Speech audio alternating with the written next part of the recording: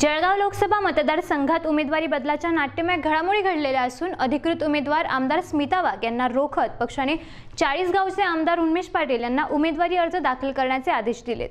त्यानुसार आमदार उन्मेष पाटील यांनी जिल्हाधिकाऱ्यांकडे उमेदवारी अर्ज दाखल केला। याबाबतच्या नाट्यमय घडामोडी बघूया प्रत्यक्षातच।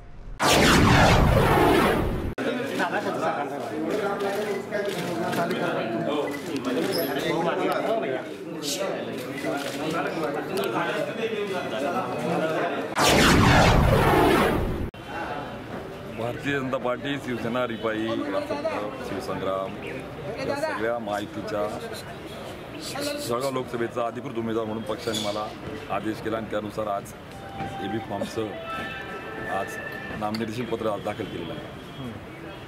त्यामुळे पक्षाचा सैनिक म्हणून जो आदर्श त्यांच्या विचारातून व्यक्त झाला, पक्षाचा दिलेला आदेश सावध्य मानत काम करणे, त्यांनी घालून दिलेले आदर्श जोपासत पंतप्रधान नरेंद्र मोदी, देवेंद्रजी फडणवीस यांच्या संकल्पनेतला सक्षम राष्ट्र घडवण्यासाठी जळगाव लोकसभेतला त्या ठिकाणी एक शिलेदार त्या ठिकाणी मोदी साहेबांच्या सोबत असेल हा विश्वास या सगळ्या आदर्श विचारातून व्यक्त करतो।